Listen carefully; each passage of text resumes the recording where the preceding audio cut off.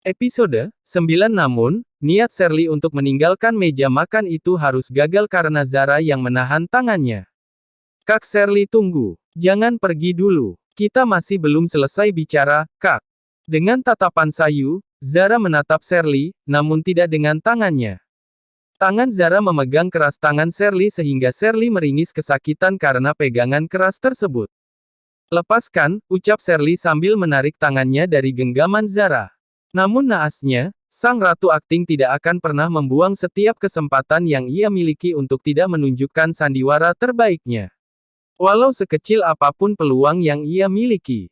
Zara berlaga seolah-olah Shirley menarik tangannya dengan kuat sehingga tubuhnya harus ikut tertarik ke depan. Dan, seterusnya sudah pasti ia jatuh tersungkur ke lantai dengan tangan yang menabrak meja makan.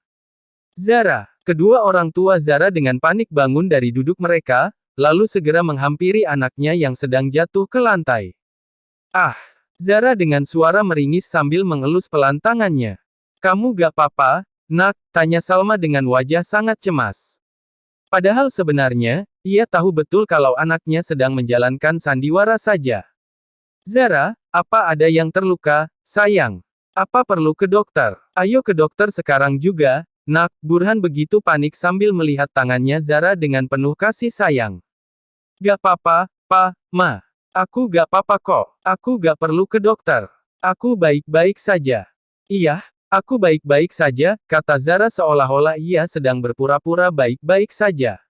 Padahal memang dia gak apa-apa. Karena jatuh, hanya akting belaka. Burhan bangun dari duduknya, lalu memarahi Shirley. Anak tidak tahu diri. Tak tahu diuntung kamu. Aku besarkan kamu bukan untuk menyakiti putriku. Selama ini aku diam dengan semua kelakuan kamu pada anak dan istriku. Tapi, diamnya aku malah menambah semena-menanya kamu. Benar-benar kamu ya. Ternyata, kamu dan mamamu itu tidak ada bedanya. Sama-sama perempuan yang tidak tahu diri dan tidak punya malu. Kalau bukan karena orang tuaku yang sangat menginginkan kamu, mungkin aku sudah membuang kamu dan mamamu itu sejak awal bertemu. Karena sebenarnya, kamu itu memang tidak harus ada di sini, kata Burhan dengan nada penuh kebencian. Petik 2.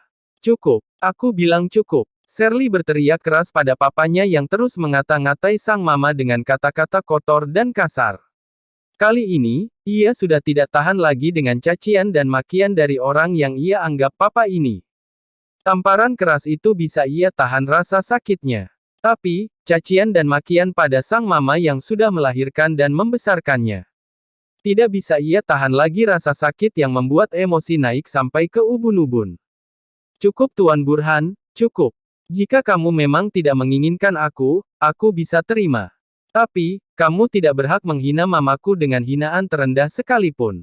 Kejahatan apa yang telah mamaku lakukan padamu, sampai kamu begitu membencinya, hah?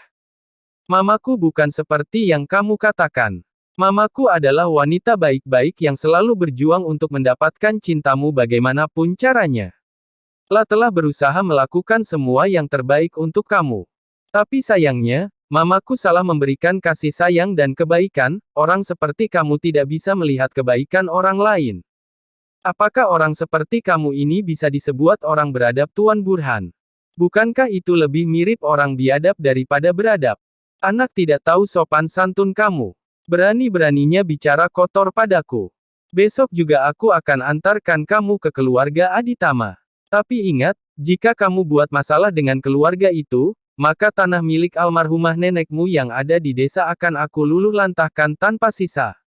Ingat kata-kataku baik-baik, kata Burhan sambil mendorong Shirley hingga terjatuh ke lantai. Setelah mendorong Shirley, Burhan kembali menghampiri ibu dan anak yang begitu bahagia melihat pertunjukan yang bagi mereka sangat bagus. Namun sayang, Burhan yang bodoh tidak tahu apa yang sebenarnya terjadi. Sayang, apa kamu masih kuat berjalan? Tanya Burhan pada Zara. Aku, masih kuat kok, Pa. Zara berucap dengan nada lemah.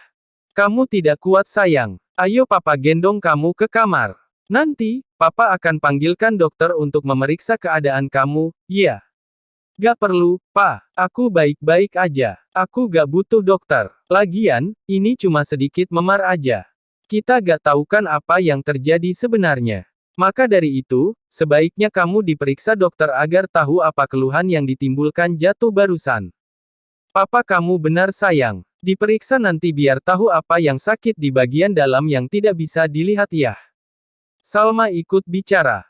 Ya udah kalau gitu. Besok aja tapi ya, Pa. Ini udah malam soalnya. Ya udah, besok pagi saja, ucap Burhan menuruti permintaan Zara dengan lembut. Pa, tolong jangan kasar pada Kak Shirley. Dia tidak salah, Pa. Zara berucap lembut saat Burhan ingin menggendongnya. Zara, tolong jangan bela dia lagi. Tidak cukup apa yang ia lakukan selama ini padamu. Apa kamu masih tetap ingin membela dia setelah apa yang ia perbuat barusan? Pa, tadi itu tidak sengaja kok. Aku yang tidak hati-hati sampai menyebabkan tubuhku jatuh ke lantai. Titik. Sudah cukup. Papa tidak ingin mendengar alasan apapun lagi dari kamu. Papa bisa melihatnya dengan sangat jelas apa yang telah terjadi. Untuk itu, kamu tidak bisa menutupi apa yang ia lakukan pada kamu lagi. Sungguh miris nasib Shirley. Dia yang anak kandung dilupakan begitu saja. Dianggap tidak ada oleh papanya. Sandiwara ibu dan anak itu memang sangat amat bagus. Sampai-sampai, Burhan tidak bisa melihat celah benar sedikit pun dari sandiwara itu. Entah sandiwara mereka yang bagus, entah Burhan yang bodoh sebenarnya di sini. Tapi yang jelas, Shirley benar-benar bernasib malang. Shirley tertawa terbahak-bahak setelah kepergian keluarga harmonis yang bahagia itu meninggalkan dirinya yang masih terduduk di lantai dengan bibir pecah akibat tamparan keras papanya barusan. La menertawakan nasib dirinya yang begitu buruk sehingga tidak dianggap ada oleh orang tua yang ia sayangi.